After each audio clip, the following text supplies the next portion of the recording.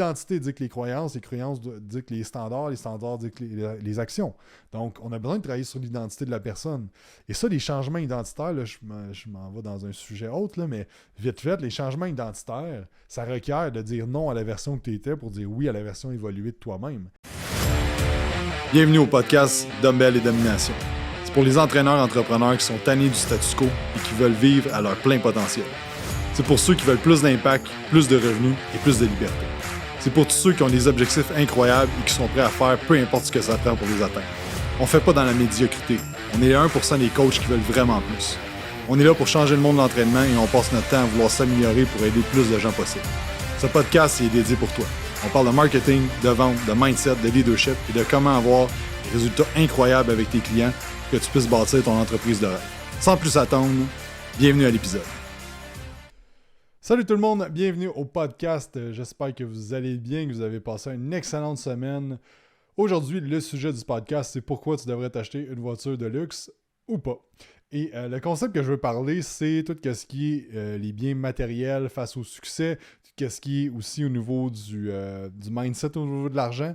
C'est quelque chose que des fois est tabou au Québec de parler de ça, ou même en Europe, parler de l'argent, parler de qu'est-ce qu'on fait avec notre argent et tout ça. Et Julien Bournival, l'année passée, dans notre événement, parlait que si tu fais de l'argent, bien, soit tu es un riche héritier, ou que tu es un tout croche, ou que tu fourres le monde. Mais ultimement, moi je suis confortablement que si tu aides le monde, puis tu aides plus de monde, mais tu vas juste faire plus d'argent ultimement, puis ça va te permettre d'aider encore plus le monde. Fait que c'est ça le sujet que je voulais juste un petit peu philosopher avec vous aujourd'hui. Mais avant qu'on débute, je vais vous dire merci à tous ceux qui prennent le temps de faire un 5 étoiles sur iTunes, sur Spotify, ou de vous abonner à la chaîne YouTube. On a beaucoup de projets qui s'en viennent sur YouTube dans la prochaine année. Et si vous écoutez ça avant le mois de juin, on a notre atelier d'ascension qui est le 31 mai, 1er et 2 juin. Ça va être insane, c'est au Sheraton à Laval. 3 jours de conférenciers, d'énergie, de mindset, bref, tout ce que vous avez besoin pour passer au niveau supérieur avec votre entreprise. C'est vraiment, là, j'ai vraiment hâte à cet événement-là. Il va y avoir Bitter Schoolian, Stéphanie Desrome, il va y avoir Julien Bournival, Julien Aroun, il va y avoir moi, il va y avoir Alex Kiffer, Pierre-Alexandre Ouellette et surtout, le big name, Philly, qui va être là direct. Bedros aussi, c'est un gros nom, mais il va être en Zoom. Cette année, il ne pouvait pas se déplacer, malheureusement, dans ces dates-là. Mais Philly va venir à l'événement. Et c'est ça, fait qu'on va avoir la chance d'avoir ces conférences-là. On va avoir pour les VIP, dîner, souper fourni. On va avoir du temps aussi pour juste networker, parler avec le monde et tout ça. Donc, ça va être un gros 3 jours et j'ai vraiment hâte de vous voir là-bas. Donc, je vais mettre le lien dans la description quelque part pour vos billets. En date d'aujourd'hui, on est le 12 avril. On est rendu à 50% des places de vendues. Donc c'est ça. N'attendez pas trop longtemps pour, surtout VIP, il reste juste une coupe de place si ça vous tente. Donc, on va rentrer dans le sujet. Pourquoi tu devrais t'acheter un auto de luxe ou pas? Donc, le concept que je veux apporter, c'est que souvent, quand on est jeune, on va vouloir avoir certaines choses. Par exemple, des voitures de luxe, on va prendre ça vraiment simple. Puis, des fois, ça représente quelque chose pour nous autres. Donc, donner un exemple, c'est pas mon exemple, c'est un exemple que j'invente. Toi, quand tu étais jeune, ben, tu as vu quelqu'un avec une Ferrari sur le bord de la rue, puis tu lui as demandé qu'est-ce que tu fais, puis tu t'as dit, le gars, il t'a dit, je suis entrepreneur, ou je suis médecin, ou je suis à l'affaire, puis tu t'es dit, aïe, j'aimerais tellement ça, moi aussi, d'en avoir une. Puis là, ben, t'arrives chez vous, puis là, tu te dis peut-être, hey, moi, je veux une Ferrari plus tard. Puis là, dans le fond, la pression sociale, soit tes parents, soit des amis, soit de whatever, qui est comme, mais voyons, tu peux pas avoir ça, c'est pas du monde comme nous autres qui ont ça. Voyons donc, pourquoi tu fais ça? Le monde va te prendre pour un péteux de brou, nanana. Puis il y a toute la pression sociale qui écrase les rêves qu'on a. Parce que la réalité, je vais parler au Québec, je connais moins l'Europe, mais au Québec, tout le monde, pas tout le monde, mais la majorité du monde parle que justement, si tu as du succès dans ce que tu fais, c'est que tu as crossé le monde, que tu es un tout croche, whatever, si tu fais de l'argent. Mais combien de Québécois et Québécoises achètent des billets de loto semaine après semaine non-stop? Genre, l'Auto-Québec, c'est un énorme business de fou. Fait que le monde en veut de l'argent. C'est juste qu'ils savent pas nécessairement comment faire. Puis ils pensent que la seule façon de faire, parce qu'ils ont vu le gars de Norbourg à la TV dans les 10 dernières années ou avant ça, qui a crossé le monde, que lui s'est enrichi avec ça, que c'est ça la façon de faire. Mais la réalité, c'est que dans le fond de tout le monde, on veut bien vivre notre vie, puis pour ça, ça prend de l'argent.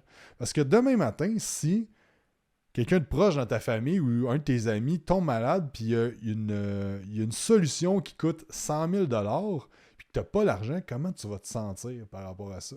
Right? Puis, tu sais, dans le mastermind, on parle souvent de ça, de comme, pourquoi tu fais qu'est-ce que tu fais? Puis, tu sais, moi, il y a plein de raisons, mais il y en a une que c'est comme, moi, je veux payer des choses de fun aux gens autour de moi. Je veux amener mes parents en voyage en Europe parce qu'ils sont tout le temps en train de dire qu'ils voulaient y aller puis ils n'ont jamais été. Fait que l'année passée, je les ai amenés, j'ai tout payé pour mon père, ma mère puis mon frère. J'ai tout payé pour aller là-bas. Mais c'est ça que c'est capable de créer, ces trucs-là. Puis c'est pas parce qu'ils en ont pas de l'argent, ils vivent super bien et tout ça, mais si on voit l'argent à façon qu'on peut, on peut juste partager puis aider plus de monde avec ça, ça va faire un chiffre différent. Puis la réalité avec un char de luxe ou pas, c'est que, sérieusement, c'est quoi que t'aimes dans la vie? Puis qu'est-ce que ça t'apporte? Puis qu'est-ce que ça représente pour toi?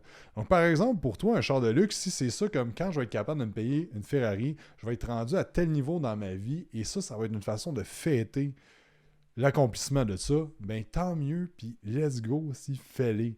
La seule problématique que je vois, c'est que le monde, ils vont s'endetter pour des choses qu'ils n'ont pas nécessairement besoin, puis ça, c'est là le couteau à double tranchant. Mais la réalité, c'est que si tu tripes ces autos, là, puis toi, tu te dis, garde, moi, cette année, là, dans 10 ans, mon objectif, c'est X, Y, Z, d'avoir tel impact dans le monde, dans l'industrie. Puis j'ai un milestone, donc j'ai une étape que, à ce moment-là, même que je fasse tel chiffre d'affaires ou même que je sois rendu à telle place, je vais me payer ce char-là ou ça, puis ça va représenter tout le travail qui a été accompli. Mais là, il va y avoir un vrai meaning, parce que demain matin, si tu achètes un char ou une montre de luxe ou whatever qui est extravagant, mettons un peu plus, puis qu'il n'y a pas de meaning en arrière de ça, ça va valoir rien pour toi. C'est plus l'histoire en arrière de ça, puis le pourquoi, tu sais. Puis je pense que c'est facile de tomber dans le matérialisme présentement, parce que tout le monde sur les réseaux sociaux ont tout l'air à faire 500 000 de paye par année, pas de revenus, de paye direct dans les poches, à se payer des chars à 1000, 2000, 3000, 4000 par mois, les grosses maisons, les grosses affaires. Mais la réalité, c'est que c'est souvent la classe moyenne qui essaie de s'acheter des affaires trop chères pour eux. Mais tu veux sortir de là. Tu veux être capable de générer assez d'argent pour que l'auto de luxe ou le char ou la montre ou whatever n'a pas d'impact sur ton mode de vie. Et ça revient à ce que c'est ta responsabilité de faire l'argent pour une seule raison, c'est d'aider plus de monde pour avoir plus d'impact.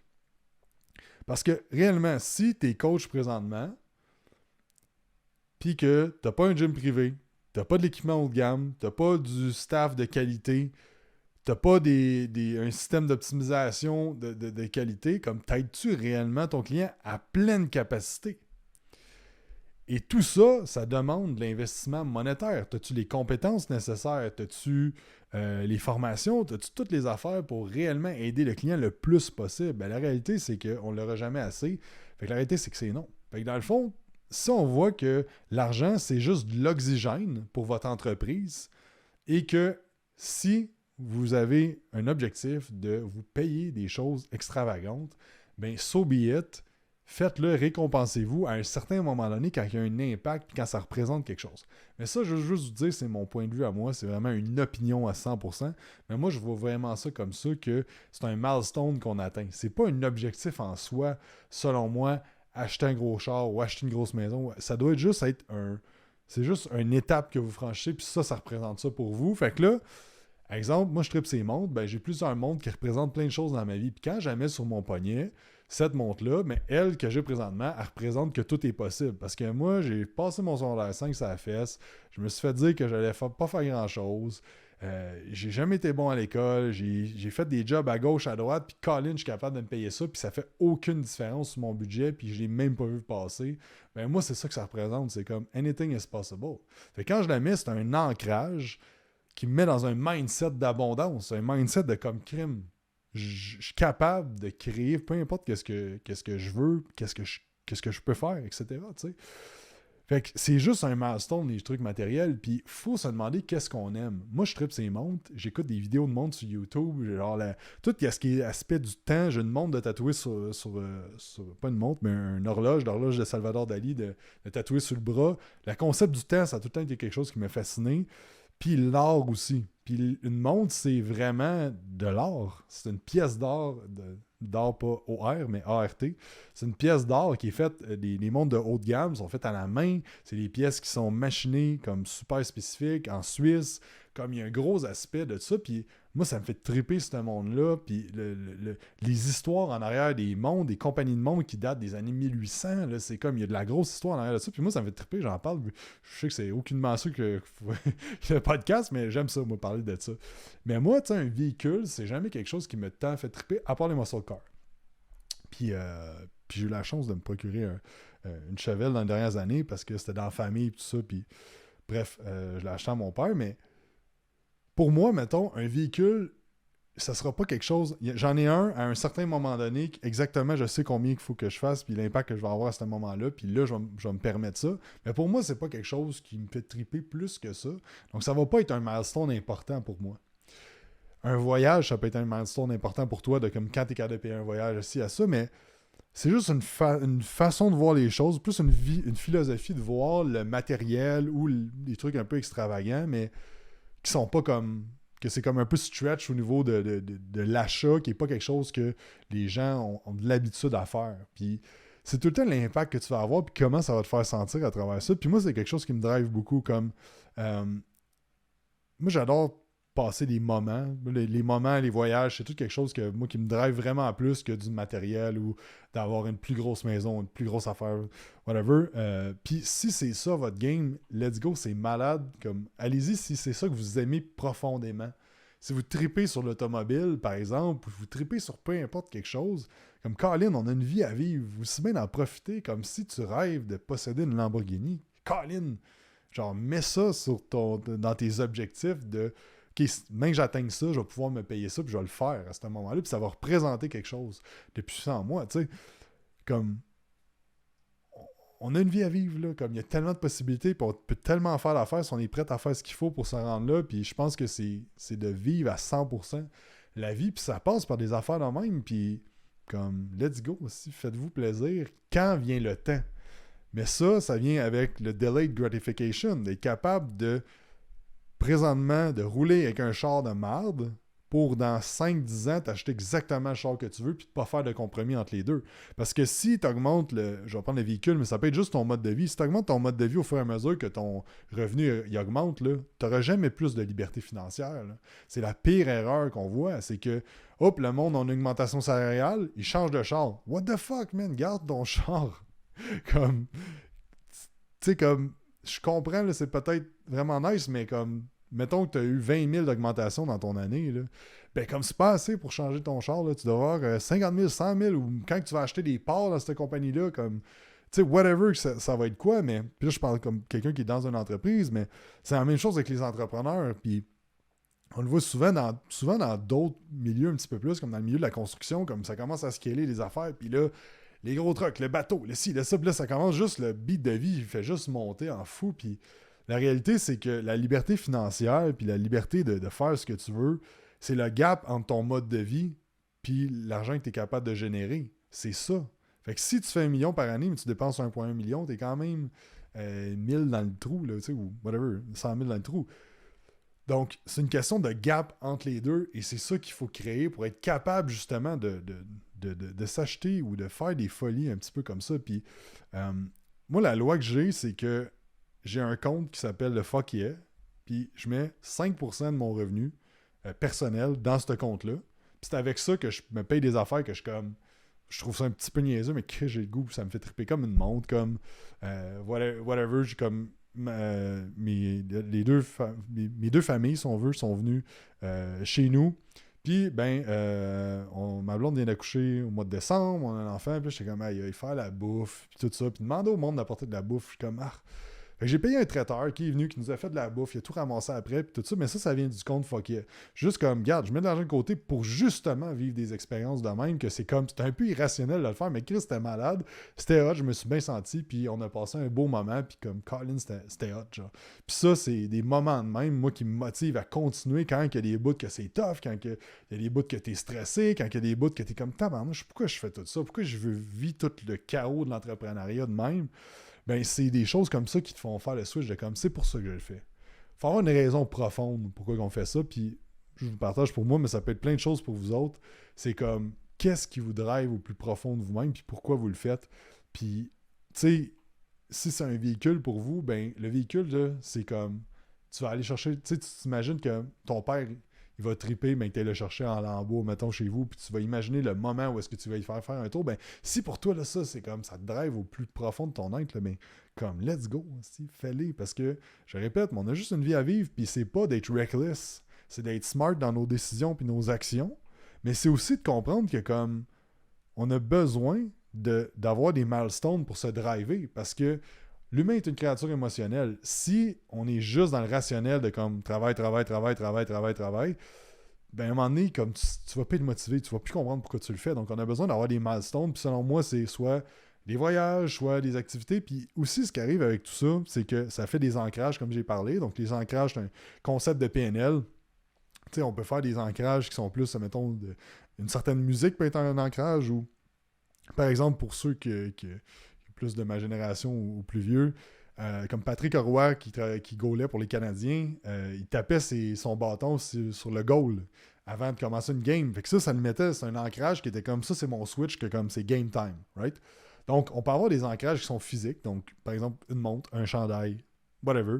On peut avoir des ancrages qui sont des mouvements qu'on fait qui nous mettent dans un certain état d'esprit. On peut avoir des ancrages qui sont visuels, des ancrages qui sont auditifs.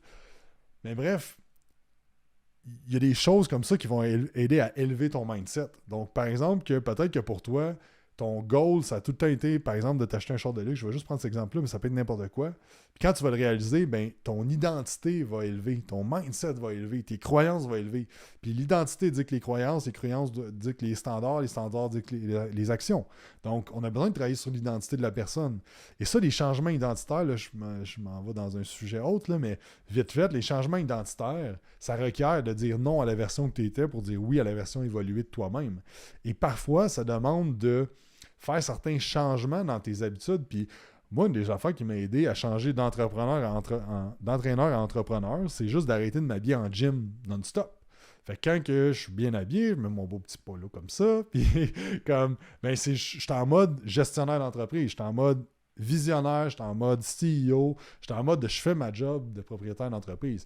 Pour du monde, ça n'a aucun rapport, mais moi, ça m'a vraiment aidé, puis c'est un conseil que j'ai donné à du monde dans le mastermind aussi que ça les a aidés. Donc, de modéliser certaines personnes, donc il y a comme quelqu'un dans le mastermind qui tripe sur Alex Hormozy, il s'est mis à s'habiller avec sa petite flanelle, puis les crocs, puis toute la kit, puis comme ça l'a full aidé à upgrader son mindset, tu sais. Mais ce que je veux dire, c'est que si on a des milestones dans notre parcours sur un 10 ans, 15 ans, donc rendu à ce point-là, je vais me faire plaisir avec telle affaire. Rendu à ce point-là, m'a amené mes parents en voyage à ce point-là. Je vais acheter une voiture à ma mère, à mon père, à mon frère, à ma blonde, whatever. Mon chum. Je vais être inclusif. T'sais. Donc, si tu as des milestones comme ça pour ton big picture, ton gros objectif, ben, tu vas être motivé tout le temps. Puis le matin, puis ça va pas être de la motivation, ça va être de la discipline parce que au plus profond de ton être, tu sais pourquoi tu le fais, puis tu vas tout faire en sorte de réaliser ça. Puis à travers ça, c'est tout l'impact que tu vas avoir. Parce que, sérieusement, là, si tu fais 1 million par année, là, c'est que tu en aides des gens là, dans le coaching. Là. C'est que tu en aides beaucoup de personnes. Puis si tu aides beaucoup de personnes, c'est que beaucoup de personnes changent leur vie. Parce que la réalité, c'est que si tu fais 1 million année après année, c'est que les gens restent aussi. C'est pas que tu les as crossés avec un programme à la botche puis tout ça. Puis je sais que si vous écoutez ça, vous êtes passionné puis vous voulez réellement aider les gens. Fait que votre service va être de la plus haute qualité pour réellement aider les gens. Fait qu'imaginez si vous chargez 200$ par mois puis vous faites 1 million par année, à quel point vous aidez beaucoup de personnes. Puis c'est quoi le ripple effect d'aider les gens? C'est que quand les gens, on les aide à transformer leur physique, là, c'est pas juste leur physique qu'on transforme. On transforme leur mindset, leur identité. Ils deviennent des leaders positifs pour eux-mêmes, mais pour leur entourage. Fait qu'en aidant une seule personne à transformer ton physique, tu as peut-être aidé sa famille autour, puis tu as peut-être créé un genre d'effet domino que ça aide plein de monde. Donc, la réalité, c'est que tu es payé plus si tu aides plus de monde, puis tu règles des plus gros problèmes, tout simplement. Donc, voyez l'argent comme seulement une énergie qui circule et qui est comme « je t'aide », donc tu me donnes de l'énergie qui est l'argent pour ça. Puis moi, avec cette énergie-là, là, ben, je vais faire d'autres choses qui vont t'aider encore plus, puis qui vont aider encore plus de monde ultimement. Puis la roue tourne comme ça. Puis à travers ça, ben moi, je vais m'aider. Puis je vais aider les gens plus proches de moi à vivre des choses que je veux réellement vivre dans ma vie. Parce que, Chris, on a juste une vie à vivre, puis il faut en profiter. Mais il ne faut pas en profiter de façon YOLO, puis juste de comme faire des conneries. puis de dépenser à gauche à droite, selon moi, il faut être vraiment smart avec notre argent parce que combien de personnes ont gagné à l'auto puis sont redevenus carrément broke pas longtemps après. Puis je pense que c'est 75% des sportifs de haut niveau qui se ramassent sans un sou en finissant leur carrière. Parce que tu dois être capable de manager cet argent-là. Et c'était ça mon sujet d'aujourd'hui, que je voulais vous amener un thinking différent à comment manager l'argent, comment voir l'argent. Parce que, tu sais, l'argent, c'est pas une ressource qui est limitée. Au contraire, c'est une ressource qui est illimitée. Le gouvernement l'imprime à tout bout de champ. L'argent est juste dans les mains de quelqu'un d'autre présentement, puis pas dans les tiennes, mais l'argent circule. C'est une énergie en circulation constamment. Si je te donne 10$ à toi, tu vas aller faire l'épicerie, tu vas donner 10$ au IGA, l'IGA va donner 10$, le propriétaire du IGA va donner 10$ à quelqu'un d'autre, puis ça va te revenir à toi, puis ça va juste faire un cercle, c'est de l'énergie qui circule. Puis si on le voit comme ça, l'argent n'est pas bon, n'est pas mauvais, c'est neutre. Puis c'est toi qui décides qu'est-ce que tu en fais. Si tu as de l'argent, tu peux acheter des guns puis tirer partout, ou tu peux investir dans un gym, investir dans des formations pour te permettre d'aider plus tes clients. Donc, l'argent n'est pas mauvais, elle est complètement neutre et c'est nous qui décidons qu'est-ce qu'on en fait avec cet argent-là, tout simplement. Puis si on vise de faire le bien avec cet argent-là, puis d'aider les gens, puis d'avoir de l'impact, puis de faire des affaires le fun à travers ça, puis de vivre des expériences le fun, comme, let's go, là, c'est hot. Puis, tu sais, au Québec, on entend tout le temps, on est venu pour un petit pain, l'argent pour se pas dans les arbres. Puis c'est totalement des croyances limitantes qui nous limitent dans l'acceptation du succès, en fait, plus que la création, mais aussi l'acceptation qui est comme, Colin, c'est pas vrai que c'est pas possible pour toi. Là. Comme, pourquoi qu'il y a du monde qui le font, puis que toi, ça marche pas, comme... C'est possible, on est capable de faire ça. C'est juste que faut juste voir, c'est une question d'impact. Comme Elon Musk, pourquoi qu'il y a tant de la valeur de Tesla est si grande, puis il est un des hommes les plus riches au monde, mais parce qu'il y a un impact majeur, là, dans le fond, il y a une mission qui est plus grande que lui, il va avoir un impact dans les 30 prochaines années sur le monde en entier. Bill Gates avec Microsoft, qu'est-ce qu'ils ont créé, Apple, tout ça, c'est comme, ils ont un impact majeur, puis ils règlent des problèmes pour beaucoup, beaucoup, beaucoup de monde, puis ils règlent des gros problèmes. C'est les hommes les plus payés au monde. Donc c'est ça, fait que c'était plus vous me connaissez si vous quittez le podcast depuis un petit bout, là, ça va un peu à gauche à droite, mais mon objectif aujourd'hui avec ça, c'était de changer un peu le mindset face à l'argent, les possessions matérielles et tout ça. Puis la réalité, c'est que faut pas que ton bonheur soit attaché au matériel. C'est ça la chose la plus tough, parce que mais c'est la chose qui va te rendre heureux à avoir du matériel. Parce que, dans le fond, c'est pas le matériel qui va te rendre heureux. Tu vas être heureux, puis ça va être des milestones pour toi, le matériel. Parce que demain matin, là, moi, je trouve ça triste d'avoir du monde que c'est comme... Genre, si son char, il est graffiné, c'est genre la fin du monde. Je veux dire, c'est du matériel, là. Il va pas être enterré avec toi, ton char, là. Comme, il n'y a rien de grave comme... C'est comme si le matériel, vous avez une attache émotionnelle ultra grande, mais là, il faut travailler ces croyances-là que comme, OK, on va faire attention à nos choses, là, c'est pas ça que je dis, là. Mais tu sais, c'est un char de luxe, tu vas faire attention à ça, mais je veux dire, à un moment donné, il y a un kid qui passe en skateboard, il s'enfarge, il se pète la tête dans ton char, puis il y a une poque. Ben comme, bien, regarde, c'est arrivé, puis comme... Fait que, il y a cet aspect-là aussi comme de délimiter le fait d'être heureux puis d'avoir du matériel, parce qu'être heureux, c'est juste une façon d'être. En fait, selon moi, c'est juste que comme être heureux, c'est d'être neutre, c'est de dire comme ben aujourd'hui, je vais décider d'être heureux, puis that's it. Il n'y a pas rien d'externe qui va affecter si t'es heureux ou pas. T'sais. Fait qu'encore là, il y a cet aspect-là à aller jouer avec le matériel, les chars, ces affaires-là, puis je parle de chars, mais ça peut être n'importe quoi qui vous fait triper, de comme c'est pas ça qui va me rendre heureux. Parce que si tu dis, hey, même que j'aille cette maison-là, moi, tu sais être bien. Puis oui, ça se peut qu'avoir une belle maison dans une belle place, ça va augmenter votre niveau de que vous êtes bien, que vous avez plus d'espace, que vous êtes plus libre, etc. Puis c'est super. Mais votre bonheur ne doit pas être relié à ça. C'est pas comme quand je vais avoir ma Mercedes, ou quand je vais avoir ma BM, quand je vais avoir ci, il m'a donc bien être hot, ou m'a donc bien me sentir. Ça n'a aucun rapport. Tu vas pas mieux te sentir, ça va rien changer. Par contre, ça va t'aider à upgrader ton mindset, de voir une identité différente, puis ça va t'aider à atteindre tes objectifs, mais ça n'a aucun rapport à être heureux ou pas. Donc c'est ça. Fait que, en espérant que ça va peut-être pardon, ça vous a peut-être fait réfléchir. Peut-être une perspective différente, peut-être que vous êtes d'accord, vous n'êtes pas d'accord. Mais bref, c'était ça mon petit talk aujourd'hui que je voulais partager avec vous. Donc, si vous avez apprécié, n'oubliez pas de faire un 5 étoiles sur iTunes, vous abonner sur YouTube et joindre le groupe Acquisition, Conversion et Croissance pour les entraîneurs entrepreneurs sur Facebook. Je mets plein de contenu exclusif. Je fais un live une fois par semaine là-dessus. C'est gratuit. Tu as juste à rentrer ton email, ton nom et on t'ajoute là-dessus. Puis tu as un petit cadeau en plus par email que tu reçois. Donc ça, je mets un max de stock là-dessus. Si c'est pas déjà fait, achetez votre billet pour l'atelier d'Ascension, 31 mai, 1er et 2 juin. Ça va être insane. Et je vais vous dire merci. On est plus d'une centaine d'épisodes pour le podcast. Puis c'est vraiment parce que je vois que ça a de l'impact que je continue à le faire. J'aime ça le faire, mais aussi votre feedback. C'est toujours apprécié. Faire des stories sur Instagram, taguez-moi. Ça va faire un grand plaisir. Et je vous souhaite une excellente semaine. Soyez bons. Puis on se parle bientôt. Bye!